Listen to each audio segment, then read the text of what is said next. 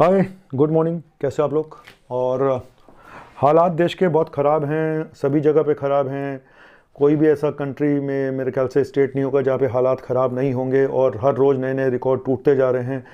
आज मैं एक चीज़ लेकर आया हूँ, शायद कुछ लोगों के काम आ जाए, डॉक्टर्स के काम आ जाए, कुछ आम जनता के काम आ जाए, क्योंकि हर जगह डॉक्टर मिल नहीं पा रहे हैं, ऑक्सीजन मिल नहीं पा रही है। तो हमारे पास बचता क्या है? अभी बहुत शोर मचा हुआ था, इंजेक्शन रेमडेसिविर नहीं मिल रहा है, अभी भी नहीं मिल रहा है, मैं सच बता रहा हूँ। मैं भी लिख के आ रहा हूँ, लेकिन रेमडेसिविर अवेलेबल नहीं हो पा रहा है। बहुत मुश्किल से लोग अपना जुगाड़ कर कर आके किसी तरह से आ रहे हैं। लेकिन एक बात मैंने पहले भी बोली थी कि रेमडेसिविर को WHO ने अभी नहीं बोला है, कि वो बोलते हैं कि इससे कोई बहुत ज़्यादा फ़ायदा नहीं होता है। इवन इंडिया में भी कोई बोला गया है कि कोई इतना ज़्यादा फ़ायदा नहीं है, इसको देने का कोई मोर्टेलिटी पे फ़र्क नहीं पड़ता है, डेथ रेट पे कोई फ़र्क नहीं पड़ता है, थोड़ा बहुत रिकवरी में काम करता है।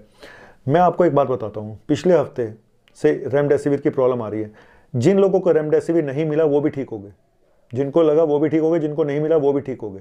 मतलब बचाया किसने? बचाया स्टेरॉयड ने, इंजेक्शन डेक्सामेथासोन ने, इंजेक्शन सोलुमेड्रोल ने, यानी डेक्सामेथासोन, मिथाइल प्रेडनिसोलोन, इसने बचाया है वो लोगों को। तो मैं आज यही टॉपिक लेकर आया हूँ कि remdesivir versus injection steroid, dexamethasone या सोलुमेड्रोल जो भी है, कि इनमें से ज़्यादा इंपॉर्टेंट क्या है? ज़्यादा इंपॉर्टेंट है स्टेरॉयड्स। क्योंकि आज की डेट में, अगर मैं फिर आप लोगों से भी बोलूँगा, हालांकि मुझे ऐसा वीडियो बनाना नहीं चाहिए, कई बार यूट्यूब इसको बैन कर देते कि आप ऐसा बता रहे हो, वैसा बता रहे हो, कि पेशेंट को आप डॉक्टर बना रहे हो, तो इस तरह से नहीं बनाना चाहिए। तो मैं ये आप लोगों से नहीं कह रहा हूँ कि आप भी ऐसा करें, लेकिन मैं एक आम आदमी के लिए और एक जो मेरे व्यूअर है उनके लिए, और इस आपदा की दृष्टि में देखते हुए कि इस समय बहुत हालात ख़राब है, मुझे थोड़ी बहुत हेल्प करनी चाहिए। मैं फिर बोलूँगा, अगर इस समय कोई दवा है जो आपकी जान बचा सकती है, वो सिर्फ स्टेरॉयड्स हैं और कोई नहीं है। रेमडेसिविर नहीं मिल रहा तो ज़्यादा घबराओ मत, कुछ नहीं होने वाला। ज़्यादा कोई चिल्पों मचाने से फ़ायदा नहीं है, अपनी ऐसी तैसी कराने से फ़ायदा नहीं है। स्टेरॉयड आपका डॉक्टर दे रहा है नहीं दे रहा वो ज़रूरी है, लेकिन स्टेरॉयड के साथ सबसे बड़ी प्रॉब्लम सिर्फ एक ही आ रही है कि 90% से ऊपर लोगों की शुगर बढ़ जाती है, 90% से। जिनको नहीं भी है उनको शुगर हो जाती है, जिनकी है उनकी और बढ़ जाती है। प्रॉब्लम सिर्फ इसी पॉइंट पे है कि वो डॉक्टर कितने अच्छे ढंग से आपकी शुगर को कंट्रोल कर रहे हैं, क्योंकि शुगर जिनकी नहीं कंट्रोल हो पाती उनके और कॉम्प्लिकेशन हो जाती हैं, स्टेरॉयड की वजह से भी कॉम्प्लिकेशन हो जाती हैं, और दूसरे इन्फेक्शन, सुपर एड इन्फेक्शन लग जाते हैं, और पेशेंट इस दुनिया से चला जाता है। तो स्टेरॉयड लाइफ सेविंग भी है और लाइफ बर्बाद भी कर सकता है। बस पॉइंट ये है, आप कितने अच्छे ढंग से इन्फेक्शन को, सुपर एडेड या फिर शुगर को कंट्रोल करते हैं। मैं क्या करता हूं, मैं किसी भी पेशेंट में शुगर की दवाइयां जितनी चल रही होती है मैं उसको डबल कर देता हूं, जैसे स्टेरॉयड शुरू करता हूं, और साथ में इंसुलिन भी देता हूं। टच वुड, मैं कसम खा रहा हूं आज अपनी विद्या की, ये विद्या पे हाथ रख के, कि एक भी पेशेंट की डेथ नहीं हुई है मेरे अंडर में पिछले 1.5-1.25 साल से। और मुझे ऐसा लगता है कि शायद उसका एक सबसे बड़ा कारण है कि मैं जाते ही हर पेशेंट का शुगर चेक कराता हूं, दिन में 3 से 4 बार शुगर चेक कराता हूं, उनकी दवाइयां शुरू कर देता हूं, और शुगर नहीं भी है तो भी शुरू कर देता हूं, क्योंकि मुझे पता है ये शुगर बढ़ने वाली है।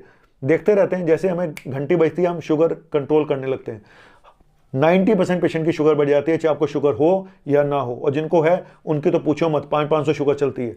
दिक्कत यही है कि पेशेंट इतने आ रहे हैं, व्यवस्था सारी हिली पड़ी है, स्टाफ उतना ही है, सब कुछ कोलैप्स हो चुका है, तो कैसे करें?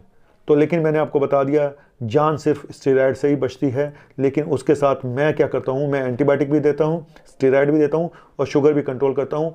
यही सारी समरी बता रहा हूँ पूरे ट्रीटमेंट की, कि 3 चीज़ों से ही जान बचती है। शुगर कंट्रोल करने से, जितने अच्छे ढंग से कंट्रोल कर लो, दवाइयाँ प्लस इंसुलिन मैं दोनों देता हूँ, स्टेरॉयड देता हूँ, और साथ में एंटीबायोटिक भी देता हूँ, क्योंकि सुपर एडेड इन्फेक्शन होने का खतरा रहता है। चौथा, खून पतला करने की दवाइयाँ, ठीक है, लो मोलिकुलर वेट हेपेरिन, ये भी देने पड़ते हैं। तो कुल मिला के ये ज़्यादा जरूरी है इंजेक्शन रेमडेसिविर से।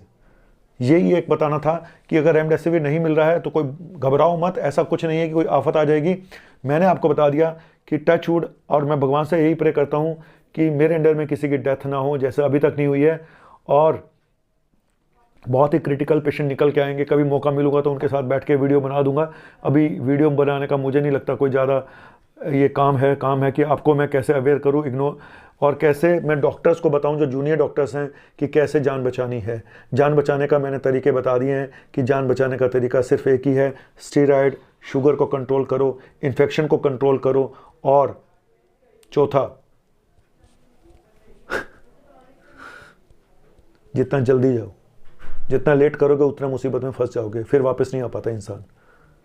और मुझे मेरे नंबर पे मैंने बोला था कल, आप मुझे व्हाट्सअप कॉल करके मैसेज करके आप मेरे से अपॉइंटमेंट ले सकते हैं। कोशिश कर रहा हूँ जितने लोगों को मैं घर में बचा पाऊँ, लेकिन वो तभी फ़ायदा होगा जब आपकी ऑक्सीजन 90% से ऊपर है। Thank you very much. तो ये था इंजेक्शन स्टेरॉयड वर्सेस रेमडेसिविर, और जान कैसे बचती है पेशेंट की, ये मैंने बता दिया।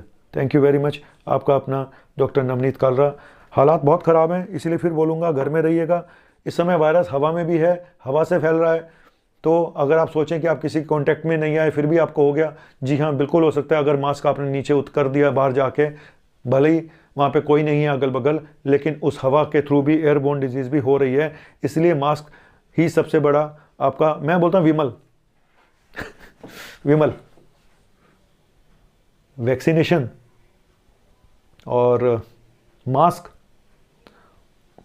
और क्या, सच बताऊं तो भूल गया हूँ। इतना स्ट्रेस है कि मैंने एक वो बनाया था पूरा कि विमल का एक फॉर्म कि ये 3 चीज़ें आपको बचा सकती हैं। यस, तीसरा लॉकडाउन सेल्फ लॉकडाउन। विमल, V for vaccination, M for क्या, अभी बताया यार, भूल गए। मैं तो खुद ही भूला पड़ा हूँ सब कुछ। L for lockdown, V for vaccination, और एम क्या, भूल गया ना। शायद मुझे भी कुछ हुआ पड़ा है, अंदर से बहुत वीकनेस है, बहुत ऐसा लगता है कि इन्फेक्शन हो चुका है। सच बता रहा हूँ, आपको मेरे फेस से भी लग रहा होगा, लेकिन करूँ क्या, मेरे पास भी कोई चारा नहीं है। आज क्लिनिक की छुट्टी करी हुई है इसलिए, क्योंकि मेरे में हिम्मत नहीं है। वीडियो बना रहा हूँ, जब तक है जान करता रहूँगा सारे काम। Thank you, bye.